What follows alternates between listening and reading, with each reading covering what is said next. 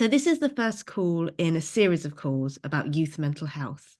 We're going to be looking at the underlying causes of the mental health crisis, the ways we can organise together to change it, and what a radically different way of doing mental health care could look like. First off, I just want to apologise. I've come down with a really heavy cold today. So if I'm a bit nasally and a bit snuffly, that is why. It's annoying having the sunshine, but still having the germs. Anyway, tonight we are very lucky and we're going to be joined by one of Just Treatment's patient leaders, Dinah, and our very own Mai, who is lead organiser of our youth mental health campaign. We'll be hearing from each of them and learning from their lived experiences of the mental health system. They're both utterly inspirational, so you're really in for a treat tonight. We're going to have time for questions at the end, so do stick them in the chat as you go, and we're going to do our best to get to as many as possible. But before I hand over to Dinah and Mai, I want to share a bit about why we're holding this series and why Just Treatment is beginning this campaign. The crisis in youth mental health could not be more acute. According to NHS England, 1 in 5 people aged 18 to 25 has a probable mental health disorder, and approximately half of young people report that they struggle with their mental health. This represents a shocking rise in mental distress among young people during recent years, and the reasons are painfully clear. The rise comes at the same time that living standards, life expectancy, and health outcomes are all plummeting across the UK. Over a decade of austerity and continued cuts to our public infrastructure and services are harming everyone's health and well-being. But young people, some of whom have lived their whole lives under austerity, are one of the groups who are suffering the worst impacts. Many young people have grown up in poverty, with parents working long hours, stressed and struggling to afford nutritious food, in precarious and poor quality housing that can be both damp and cold. Others will have had parents who are sick and unable to get access to decent, sustainable welfare payments, as well as not getting the treatment they need because NHS waiting lists are getting longer and longer. As conditions under austerity have got harder, children have grown into young adults and faced the stress and challenge of finding their way to live independently, often being forced into 0-hour contracts in crap jobs that make them miserable, still struggling to get access to decent, secure housing as rents are spiralling, and stuck in a system which offers no opportunity and makes day-to-day life stressful, demoralising, and sometimes dehumanising. It seems almost inevitable that in this kind of world, mental disorders and distress have so dramatically increased, especially among young people. And until this changes, mental health is going to get worse. Here at Just Treatment, along with the patient leaders that we've been talking to, we think it's really important not just to talk about the woeful inadequate treatment that there is for mental distress, but also the wider societal reasons that mental disorders are increasing and how austerity has driven this. As Misha Fraser-Carroll says in her brilliant book, Mad World, which I would urge you to all read if you haven't already. I think Hope is going to put the link in the chat now, so you can look it up if you want. Anyway, as Misha Fraser-Carroll says in her book of mental health movements, we are yet to sufficiently grapple with questions like, how do my experiences link with yours? What shared structures and material conditions dictate how we all understand and experience what we can call madness or mental illness? Part of the answer, for us at least, is capitalism. And again, to quote Misha Fraser-Carroll, she says, capitalism separates us, workers, from our work, forces us to choose between inhumane living conditions and houselessness, destroys our environment, sanctions and normalizes all kinds of death, forces the unemployed into murderous benefit systems and social institutions, and allows a limited few to accumulate more wealth than they could ever need. And of course, for some people, capitalism is working very well. There are a raft of companies and people who have got incredibly wealthy, while many of us are finding it harder and increasingly stressful to survive, let alone live well. And it is often these same corporations who have made living harder and harder and leading to an inevitable increase in extreme stress anxiety, and depression. This includes social media companies whose addictive algorithms purposefully drive people to harmful content, fossil fuel companies whose destruction of our climate leaves young people facing extreme precarity, and large private landlords and property developers who are profiting of the basic right to housing and forcing thousands to live in inadequate accommodation. The government has chosen to prioritise the profits of these corporations while the rest of us live in harder and harder conditions. It's no wonder that so many of us are suffering mental breakdown and distress, trying to survive in conditions that are intolerable. In our June online call, we're going to be exploring this theme in more detail, as well as how we can organise to disrupt the power that these huge corporations hold. So please look out for that. It's going to be on the 19th of June. At the same time as mental health problems are spiralling, care has got so bad that in many cases it is almost non-existent. I'm going to hand over to Mai now, who we are lucky enough to have leading our mental health campaign. They're going to tell us exactly what the absence of mental health care looks like. And just a reminder to pop any questions in the chat as you go, and we will try to get as many as we can at the end. Now I'm going to hand over to Mai. Hi everyone, I'm Mai. I work at Just Treatment, as Emma said, and I also run my own charity for young people, specifically with mental illness.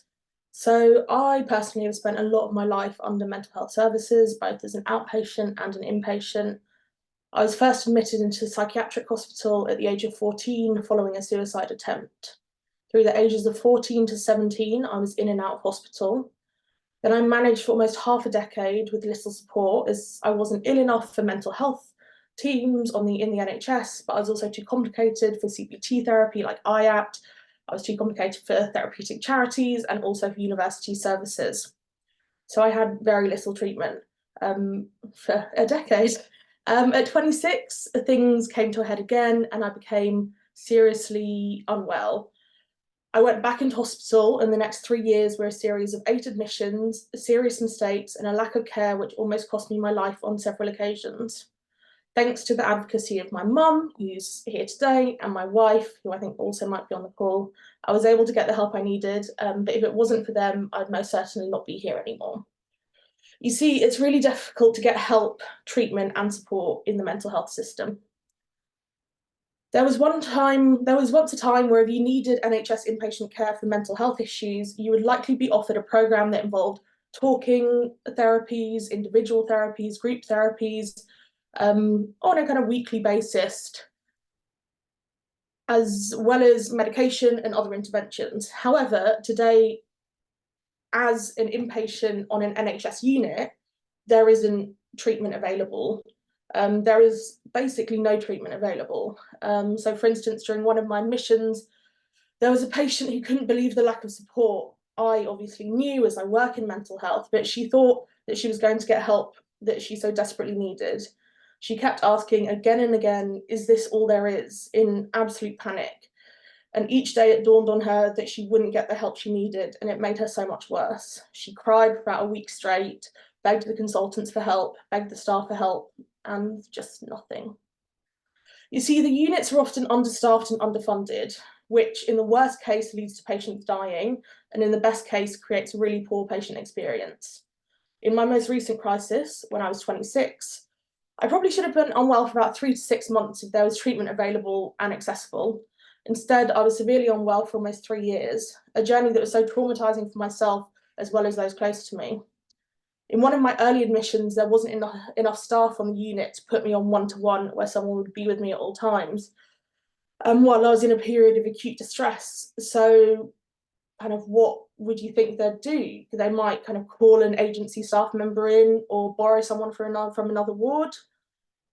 This wasn't the case. Instead, they gave me increasingly strong doses of benzodiazepines and a cocktail of other medication which sedated me. From this point, the next 2.5 years, I was spent sleeping for about 20 hours a day. I didn't have a life. Myself and my family wanted me to come off the medication, but I wasn't given a psychiatrist. I only just saw one recently, or anyone to oversee my medications whilst I was in the community. Benzodiazepines are incredibly addictive, as was most of the other medication I was on, and I became addicted physically and mentally. I could no longer cope with feeling anxious, and even now I still struggle with feeling big feelings. I was taken off them really slowly during hospital admissions, and those admissions we had to fight for, and it took me a long time to come off them. I've been off them for about 5 months now, and I still struggle some days. And being put on all this medication, especially when it wasn't being overseen in any way, caused me a multitude of mental and physical health problems, which I'll have to live with the rest of my life. My illness was exacerbated, and I became a revolving door patient, something that I absolutely didn't want. I hate hospital, but in these cases, there was just no choice. You'll often find that people who've been in adult inpatient beds describe it universally as a holding cell. Your days are spent doing nothing, and I mean nothing. I was even in a hospital where we had no Wi-Fi, and many patients couldn't afford internet plans on their phone, so were left without the ability to engage in even the online world. Some patients like to knit or sew to pass the time, but this had to be done under staff supervision, and there was never enough staff. In one admission, I began smoking, as it was the only way I was allowed outside. Still a vice I'm trying to tackle. This restricted practice that's taking place, that means people aren't allowed to do things, isn't meant to occur, but staff shortages mean that there isn't really another choice. I was lucky in many ways, since I had capacity, which allowed me to consent to treatment, which meant I wasn't sectioned, although they did try to section me several times, and it was a daily threat that was told to me. But essentially, not being sectioned and being an informal patient meant that I was afforded more freedom than patients who were sectioned. I couldn't be held in restricted practice, and when I pointed that out to them, sometimes they would let me go outside, whereas section patients didn't have that luxury. It got to the point with me during the past 3 years that everyone, including myself, kind of completely lost hope. We accepted that this, me being so unwell, would be my new normal, that my wife would be my carer, that I would sleep 90% of the time, and I wouldn't speak much, I wouldn't have any positive emotions, I wouldn't engage in anything. The hope was that I would stay alive, even if it was just barely. I planned my funeral, we started writing my will, we did power of attorney. It felt like a waiting game to see if I'd even make it to the next day. It feels like a miracle that I got better, but it isn't. It just took the right treatment for me to become well again. I'll talk more on this later, but when people say recovery is possible, it is, but there's a big but. You need to have the right support and help. Inpatient units, as they currently are, aren't fit for purpose. They're not places you can get better. I have PTSD from my admissions, both from my teenage admissions and my more recent one. In wards, I've been attacked, I've been restrained when I've been having autistic meltdowns. I've seen staff members break bones on patients. I've witnessed and been subjected to awful racism. I've been over-medicated by staff on several occasions. On one occasion, they were kind of almost overdosing me on a drug for a week until I noticed. There's also an issue with staff training. There isn't a level of qualification you need to become a psychiatric healthcare assistant. The mental health knowledge they need for the job is pretty basic, and this translates to staff who don't know what to do or say when someone is in a crisis. Even things that seem like common sense, for instance, being kind of patients being told they're selfish when they're suicidal and they didn't love their family members. Or there was a time even when an agency staff member told me that I should have a husband, and I was wrong that I had a wife, which, to be fair, was dealt with very quickly, but shouldn't have happened in the first place. Basically, I believe that psychiatric inpatient units are not safe places, especially those that are funded and run by the NHS. This doesn't have to be the case. There are really amazing people in the field who really care and love their jobs and are brilliant. It's not the workers who are failing the services, it's the system. To me, one of the main differences between private care and NHS-funded care, and I'll get more onto this later, is that private care is accessible before you enter a crisis, before you become so ill that you lose capacity. NHS-funded care happens only during crisis, when someone is at their most ill, usually because they haven't been able to access the right services and support leading up to that point. If we had a system where treatment was offered at earlier stages, maybe people wouldn't be so unwell when they entered an inpatient setting. If inpatient units had treatment, maybe there wouldn't be so many readmissions.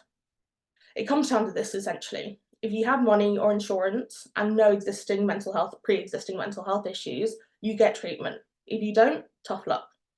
This doesn't just ring true for inpatient services, it also happens in outpatient services too. So I'm going to pass you over to Dinah now, who's going to talk a bit more about kind of outpatient access. Hi guys, thank you so much, Emma and Mai, for having me on this call tonight to talk about my experience. I just think you put everything so eloquently and so well, Mai. It's true, and I had like a list of notes that I want to, just stuff I want to talk about today, but I just want to echo, first of all, that this crisis that we're in and the crisis that so many people are in, it's needless. You know, we have so many passionate people working on the front line, working in mental health care, who are really good at their jobs. They're empathetic, they're clued up, they know what kind of treatment their patients need. But because of the mismanagement and the underfunding and the understaffing and all of those kind of issues, people are just left with really preventable issues, you know, that, and I think Mel, you said before, prevention is key, and that is so true. And like you were saying, Ma, you know, stuff that, say I'd have had access to therapy when I first started experiencing my mental ill health, which started when I was about 10, you know, if that had been dealt with, maybe, who knows, in an ideal world, maybe I never would have had to have gone through the, you know, 20 plus years that followed of just awful, agonizing mental difficulty. And, you know, we'll never know, but I really think that if that treatment had been there, then that could have saved a lot of bother for me. And I say bother, like, you know, mental, we're talking about, you know, serious sort of mental agony and distress. But yeah, I suppose I'll sort of start at the beginning. For me, so I was about 10 when I first started experiencing symptoms of mental. I think it started before then, to be honest, but I only sort of became aware of it when I was about 10. And I just started showing the classic signs of OCD. So I was washing my hands all the time. I was everything that I touched, I was sort of cataloging. So it was like, this has touched this has touched this. And I was going into such minute depth. And I didn't know what it was at the time. I was like, oh my God, I'm losing my mind. I remember being like, you know, I'd been to a fairground, and because I touched one of the railings, I remember being in the bath, like fully clothed, because if I took my clothes off, that's another thing to worry about. And then I've got to worry about what those clothes had touched. So to me, it was easier to just go in the bath fully clothed and just get it all done, because that's the way that my brain was working. And this sort of started off as your sort of I say classic OCD because it is still very, I think there's still a lot of misinformation out there as to what OCD actually is. You know, I think people tend to think it's just, you know, oh, my books all need to be the same color or whatever. And anyone who has OCD or lives with somebody who struggles with OCD knows that it is so much more complicated than that. But yeah, and then it kind of mutated over the next few years. So I started having religious OCD, which was, as somebody who grew up in a very religious family background, you know, I was thinking I'd said something that was going to send me to hell. And it's stuff that I find really quite hard to be open about, because I think when it's in your own head, it kind of makes sense in a way. But to explain it to somebody else, it can be quite alien, I think, if you've never been through this kind of thing yourself. It's kind of like, well, you know, just don't say that, or just don't think that. And it's like, but you can't, because the very thing that you don't want to do, your brain is like, like obsessing about it.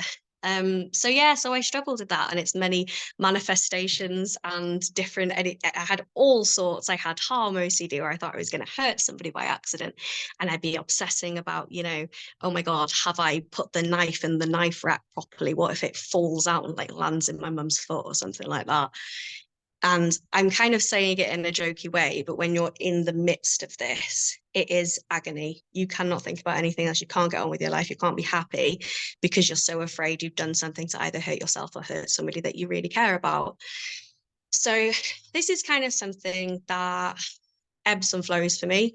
And I have periods where I'm okay or okay, and I have periods where it's the pits, it's awful, and I think I'm never going to be happy again. And to this day, I have never had CBT or specialized OCD treatment. I'm going to go to my notes now, because it's a little bit more structured than my brain, which tends to be like a bit of a ping pong.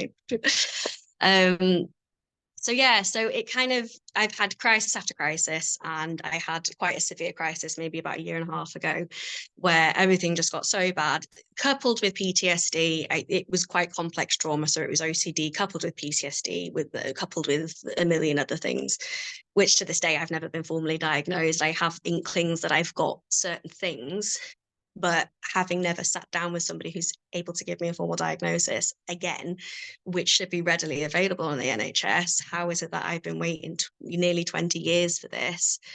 So yeah, anyway, I had quite a severe crisis about a year and a half ago. I was severely suicidal to the point where I was making plans. And yeah, it was bad.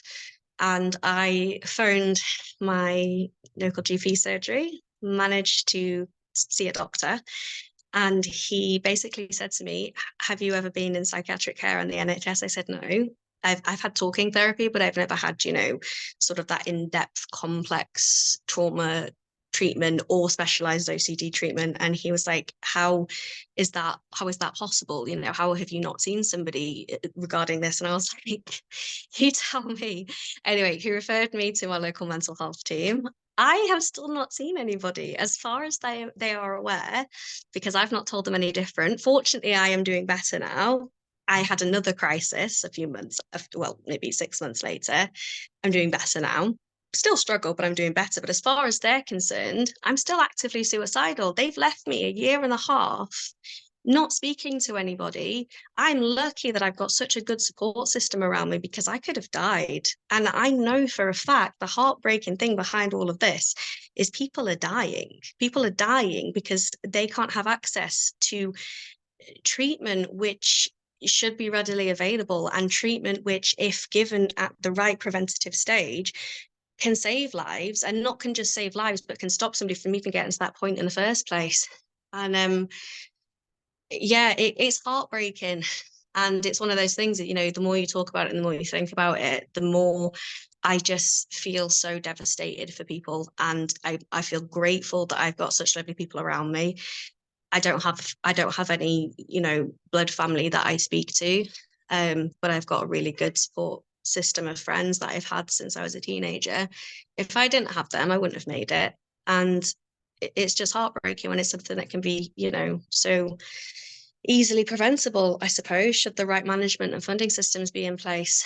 And this is no frontline staff that I have spoke to, the talking therapists that I've had on the NHS have been amazing. They've been so dedicated to their work, and they've helped. They weren't the treatment that I needed.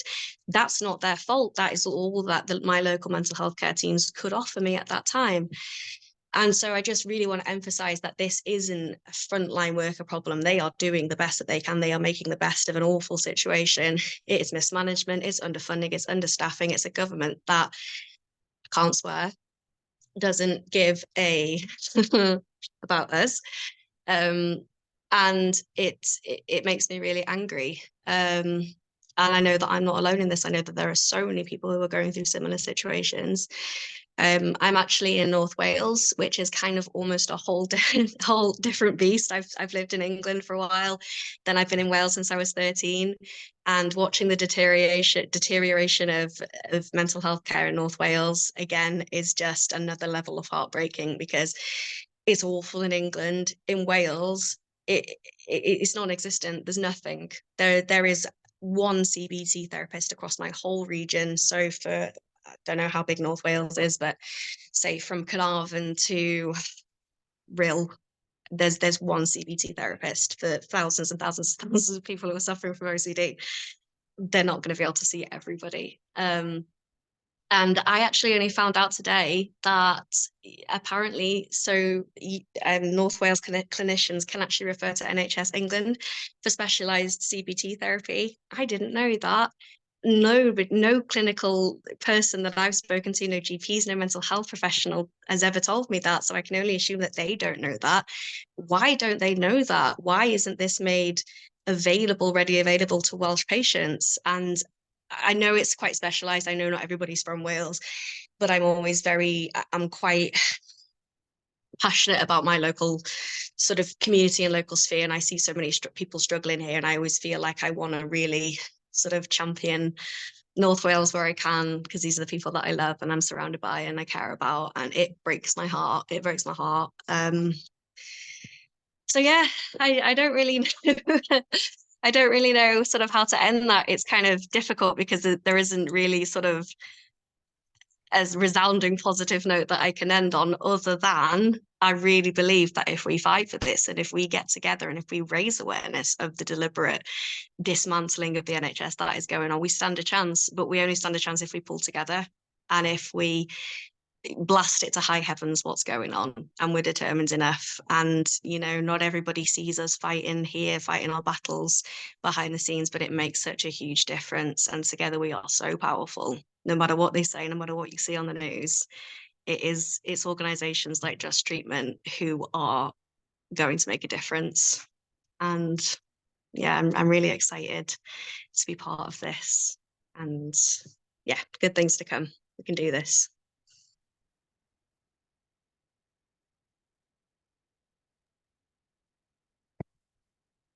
Hi again, everyone, and thank you, Dinah, for that.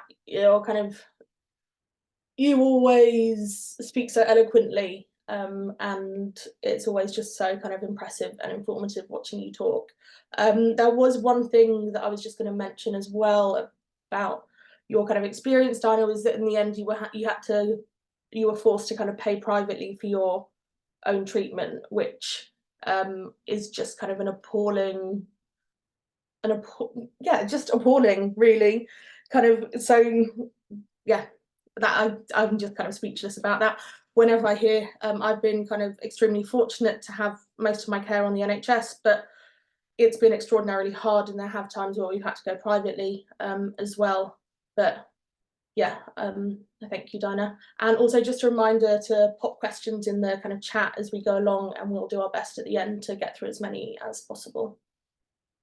Okay, so I'm back, and I've told you all a bit about kind of my past few years and some of my experiences, but I'm going to go a bit deeper into kind of the different units, inpatient units that I've been in, and the different types of care that I've received. So, as some of you may already know, the mental health system is one of the most heavily privatised parts of the NHS. For instance, around 50% of psychiatric beds are run through private companies. I've touched a bit on the difference between private and NHS care, but there's also an in-between, which is NHS beds which are in their own NHS units, but are run by the private sector. This is different to private units, and I'm going to refer to these NHS paid for privately run beds. In this case, I'm going to be talking about the Priory, and I'm going to refer to them as NHS Priory, private Priory, and then just NHS unit during this call. If it gets too confusing, just someone tell me. It's quite difficult to explain, but basically one of the leading service providers for inpatient mental health care is the Priory Group. So 90% of the Priory's revenue comes from NHS contracts, and the kind of region that cost sits at is about £720 million.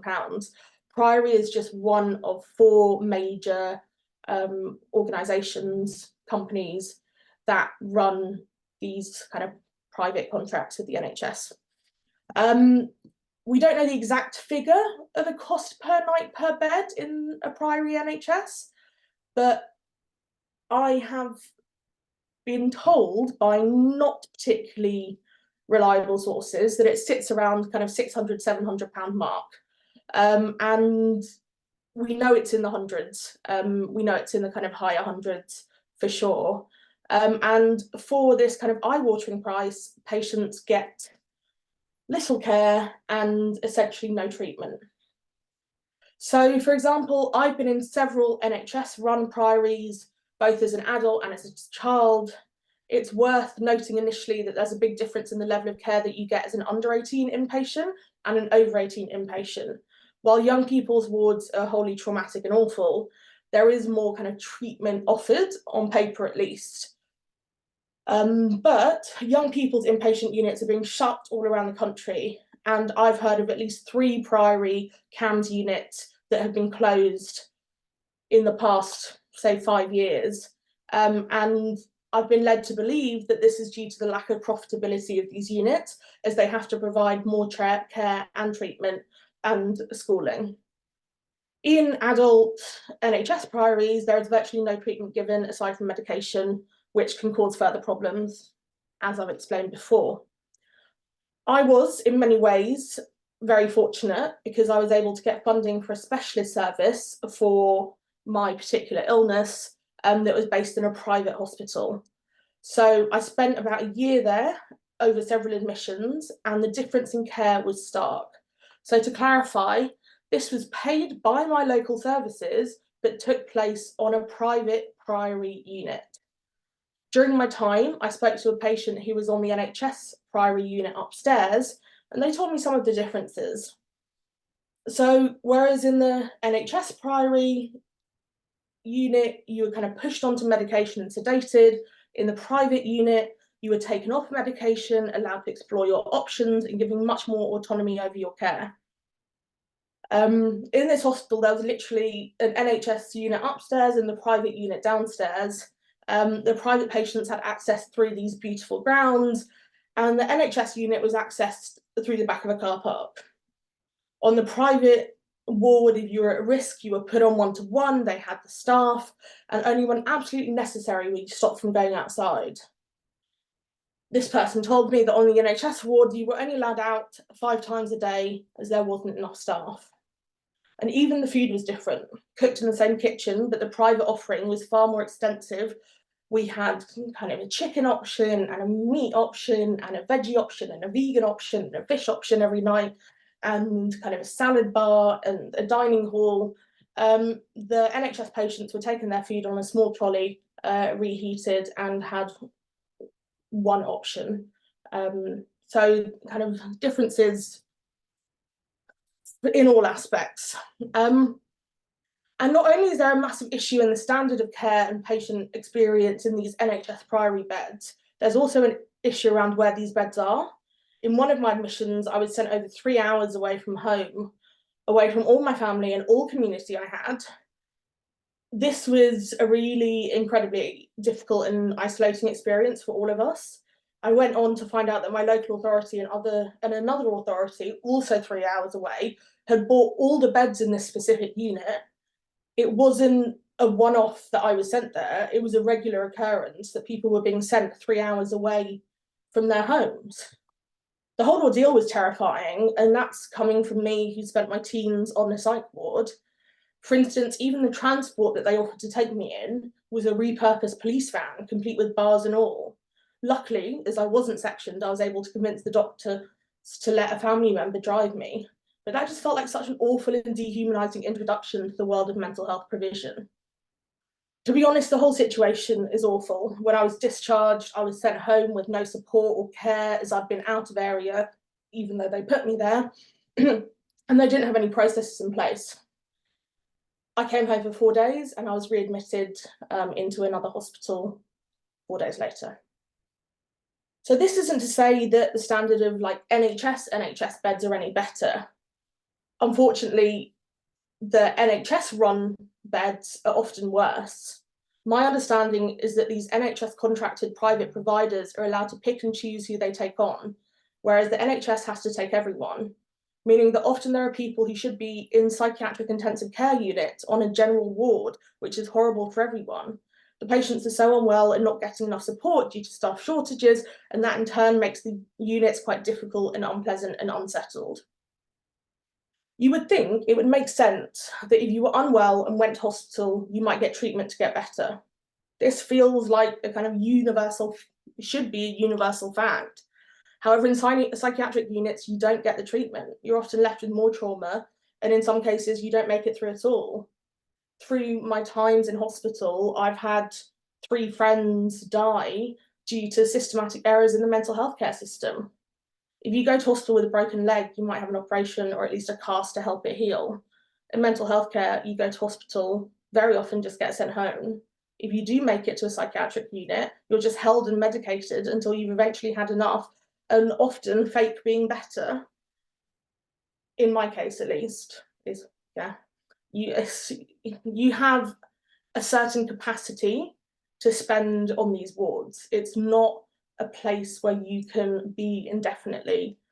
And often you can't get better on these wards, so your only option is to pretend, which just leads to people being revolving door patients because you're not better. I just don't understand how someone's meant to get better in this boring and scary and underfunded system. And the stats are that 20% of people get readmitted back into hospital 6 months post-discharge, within 6 months post-discharge. To me, it's appalling that these private companies are making profit off of some of the most vulnerable people. And the Priory, I've read, has a profit margin of around 15 to 20%. It would make sense that organisations like the Priory are spending NHS money on providing treatment. Instead, this cash is going into the pockets of investors, while NHS mental health services are understaffed and underfunded. I only became better because I received a private standard of care. I was given the support I needed, I was listened to, and I was given both therapeutic and medical interventions. In the private hospital, I was on one-to-one for 3 months, which was awful but necessary. That would have never happened in an NHS-funded bed. It kept me safe. It allowed me the space to work on my illness. I was given the most profound therapy I've ever had, and I've been in therapy since I was about 8. I was put on the right medication. I was taken off the benzos. It was tough and I hated it, but my life would look very differently if I hadn't been given this standard of care. The privatisation and outsourcing that has taken place in the mental health system is now being replicated across the whole health system.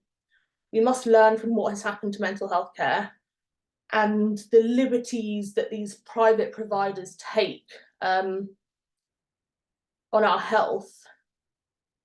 And in order to understand privatisation, what privatisation means for the whole NHS, we have to reflect on the decimation of and the quality of mental health services.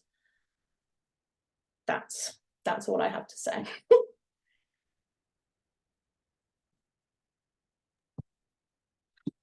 Thanks so much to Mai and Dinah for sharing their experiences.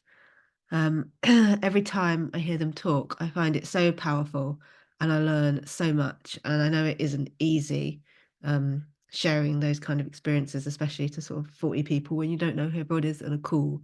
So yeah, I really, really appreciate it and really thank you both.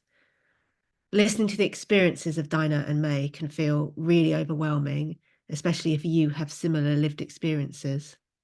It's shocking how common this experience is and really upsetting. But at Just Treatment, we know that when patients come together, there is nothing more powerful. And that is why we are bringing together young people with lived experience of the awfulness of the mental health system to organise to do something about it. Together, we can take on some of the big corporate players, whether that's the private providers like the Priory Group, or big tech or fossil fuel companies. And we can also push for a radically different version of mental health care and expose the structural reasons that so many people, especially young people, are experiencing such horrendous mental distress. So in terms of what we're going to be doing, over the next 6 months, we'll be holding monthly calls like these on the youth mental health crisis. So you can all learn more about the structural causes of the crisis. You can hear from people like Mai and Dinah who are suffering firsthand, and we can begin to plan how we can campaign to change this. Our next call is called Capitalism is Making Us Sick, and it's going to look at how corporations, the government, austerity, and the capitalist system are creating intolerable living conditions that make survival increasingly difficult, and the toll that is taking on people's mental health. In addition to the online calls, we're also going to begin the campaign by organising with people who are under 30 who have lived experience of mental distress or madness. Together, we'll be creating a manifesto that sets out a radical vision for change, as well as naming the corporate culprits. So if you are under 30 and you would like to join our manifesto process, then please give Mai an email. They would love to hear from you and would really love to have you involved. So now we are open for questions. Please stick any questions you have in the chat, and we can have as many as we can get through. We've got a good chunk of time. We've also had a lot of people here talking about their own experiences. So, you know, if some of you would like to share, unfortunately, we don't have loads of time, but if you'd like to share a few sentences about your experiences, that could be really powerful as well. I'm going to begin with a few of the questions, and then I'll move to some hands. I can see your hand, Marvina. I'll just begin with a few of the questions I've got here, and then I'll come to you.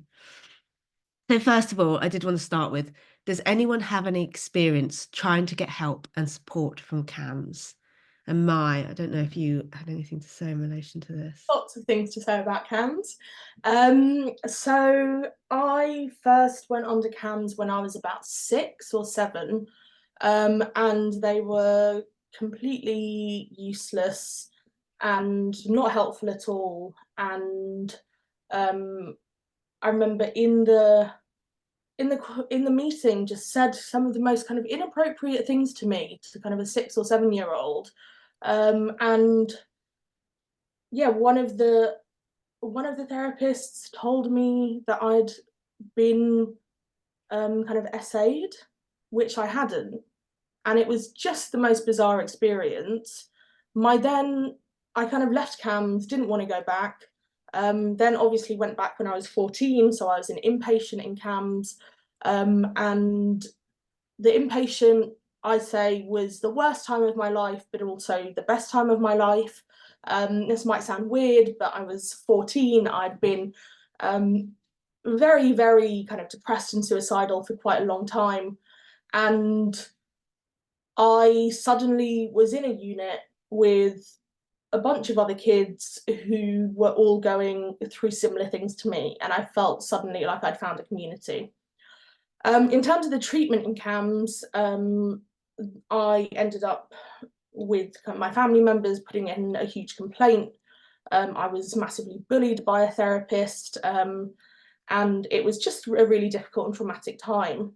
When I got discharged from hospital and went into CAMHS outpatient, there were kind of meetings that I had to record where I was being bullied by staff members, kind of people making false accusations about me. It was just a really awful and traumatic time.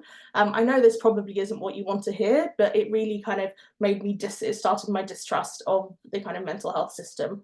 My experience was pretty appalling. Again, it relied on my mum to advocate for me, and to get me kind of any help and support. I kind of had a therapist when I was 18.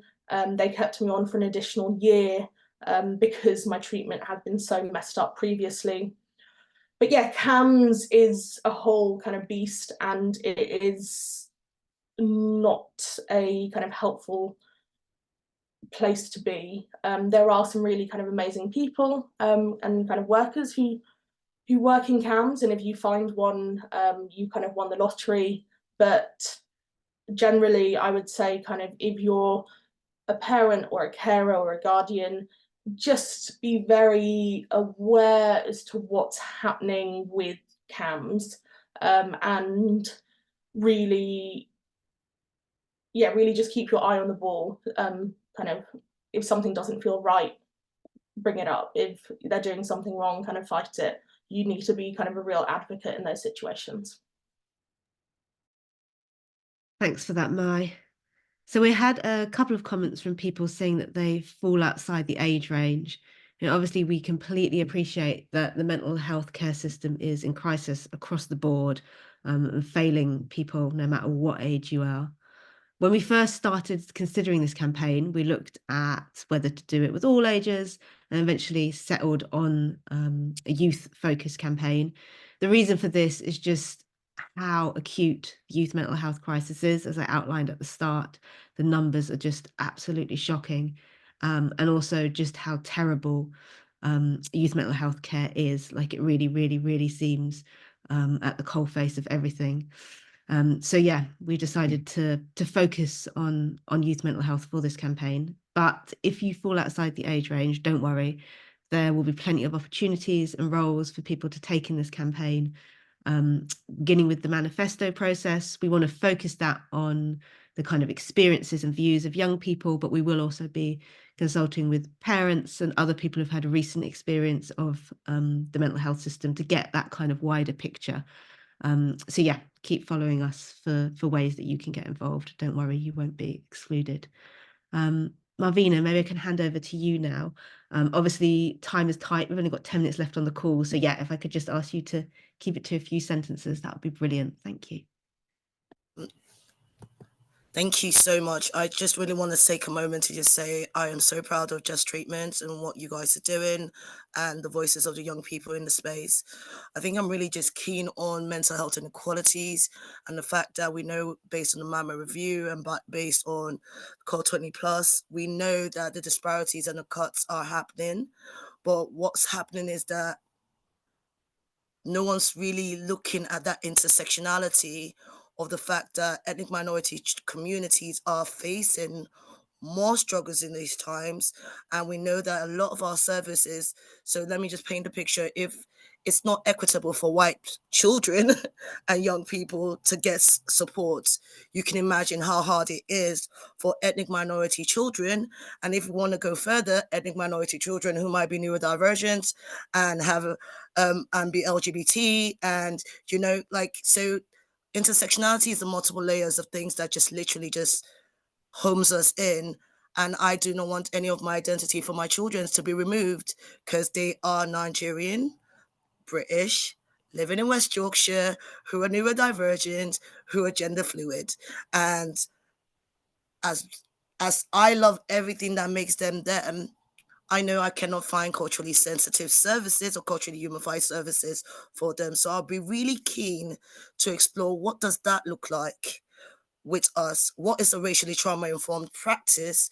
Because for me, it is really sad to see that, sorry, I'm getting emotional, that even though I do my role, the vicarious trauma of doing the role and doing my research and knowing that I can't see services that I can offer to my daughter who's 13 and is self-harming, knowing that I cannot send her anywhere that would be able to not potentially traumatize her in the process of her getting help. And I'm winning awards on innovation of mental health, and yet as a mom, I cannot give my daughter equitable access, even with all my privilege as a Black woman, and I acknowledge that, I still can't.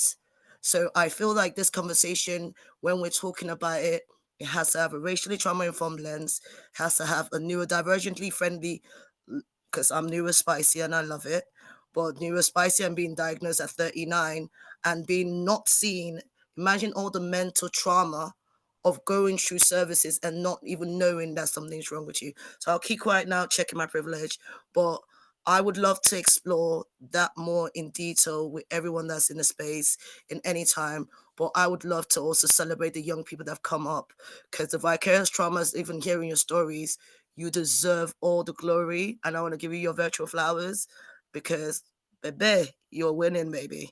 And please, thank you for sticking around. Thanks, Marvina. I really, really appreciate you bringing that into the space. We've got another couple of sessions in the online calls coming up. That'd be really great to have you in. One's going to be around the school system and the trauma caused by the school system. The other is on oppression and mental health, when we're really going to try and get into, the structural racist, ableist, homophobic society that we live in, that just, compounds and means trying to get treatment for mental health so much more complicated. Usman, maybe I'll bring you in as well. And again, just to ask you to keep it short because we've only got a few minutes left. Yeah, that's fine. So I posted in the chat, there's a few of us here from Leeds who are activists, service user representatives, lived experience partners, been through the whole mental health system, and we're now quite actively involved in various NHS and third sector agencies, including the Community Mental Health Transformation Programme, Crisis Transformation Programme, etc. So we'd be quite keen to collaborate. And one of my friends, colleagues and peers, she's all three, is also governor in the local trust. And we'd all be quite keen to collaborate and see how we can sort of work together and go higher up. Thanks, Usman. It's really, really good to hear from you and from the Leeds contingent. This campaign is just starting off, but we're looking to build links with lots of different areas in the UK, really trying to build into local struggles, hear what's happening, and see how, we can best work together to support the campaigning that you're doing, and also involve you in what we're doing here. So yeah, really excited to have the Leeds crew here, and looking forward to working with you going forward. I'm going to have one final question before we go, and then I'm going to have to wrap up, unfortunately. So this isn't a question, but it was a comment that I wondered if Mai or Dinah could say a little bit more about. It says there need to be more trauma-informed professionals and practice, and done in a more restorative approach. I don't know if Dinah or Mai had any reflections on that. Yeah, I'm happy to say something on that. I think what Mavina was saying, kind of when we're talking about a trauma-informed approach, it has to come through a kind of intersectional lens, because trauma is so rooted in kind of experience, and experience is kind of completely individual and has to be looked at kind of intersectionally. I think in terms of having kind of more trauma, I'm going to be really quick. In terms of having more trauma-informed treatment, we need to firstly understand trauma better. We need to understand kind of the intersectionalities that exist and how trauma can look for different communities, and for different kind of life experiences. I don't believe that information I believe that information is starting to be kind of researched, but I don't think that the information that we have yet is diverse enough to actually create kind of a fully trauma-informed approach, because we just don't understand it to the level that we do. And also, as Dinah was saying earlier, we also don't understand the intersections between trauma and kind of mental health issues like OCD. That hasn't been explored yet. There's been some research that started to be commissioned looking at that, but there are so many areas that are yet to be touched. And so while I think it's definitely something we strive towards, I think we're a really kind of long way from it.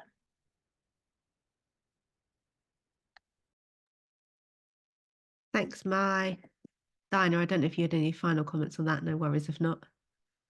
Yeah, I think everyone's just said it so eloquently. I think I like the word reformative, because I think it kind of summarizes what needs to happen, really. I think the kind of situation we're in at the moment, we can throw as much money as we want at the NHS. And I think until those systems actually not just change, but kind of almost get rebuilt with new knowledge and emerging knowledge and better ways to deal. I think intersectionality is a huge thing, which is just not even spoken about enough, let alone incorporated into the kind of infrastructure of mental health treatment. So I like that word. I like the word reformative. And yeah, it just kind of needs a shake up from the ground up. And I think I forgot to say, I meant to say, I'll try and keep this really quick because I know I've got to go as well, and also my phone's about to die. Very professional of me. But yeah, so I ended up going private, and I could not afford it. I had to afford it because I wasn't able to get treatment, and I knew I wasn't going to get better unless I had access to therapy. So I ended up paying.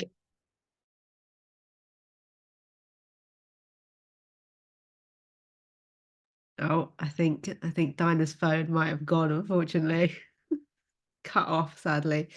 Well, anyway, I would like to thank Dinah for closing that up so well, and for everyone for brilliant discussion and questions and contributions from the floor. Really, really appreciated it. I'm really looking forward to the next calls. So yeah, do look out for the Capitalism is Making a Sick call on the 19th of June. You can sign up to our mailing list, and you can also check the link in the link tree. Alternatively, if you are under 30 and have experienced mental distress, or if someone close to you has, you can join our campaign by dropping Mai an email and my@justtreatment.org. And finally, just to say, obviously, I think someone made a comment about the government and hoping, you know, that over the next years there might be more funding for mental health. At the moment, we don't see any of the main parties as offering anything meaningful on mental health care. So in the run up to the general election, we will be having patients who have experienced mental distress and the lack of care, talking to politicians, confronting them, and basically making it clear the lack of care, so we can try and push the next government, probably most likely Labour, to try and put in the funding and make some of the changes that we need to see. Yeah, so if you are interested in learning more about our general election campaign as well, also drop me an email and you can get involved. Anyway, I'll let you all go now. Thank you so much for a brilliant call. I look forward to more. If you'd like to unmute to say goodbye, please do. So good to spend this evening with you. Bye, everyone. Bye, everyone. Lovely to see you all. Bye, all.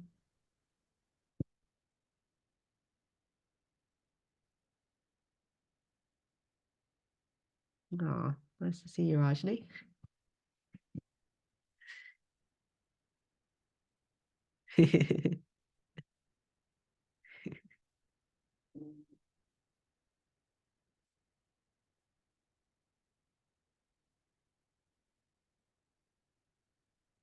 Oh, great that Leeds are interested in the general election campaign. We're going to have to speak to Leeds about many things.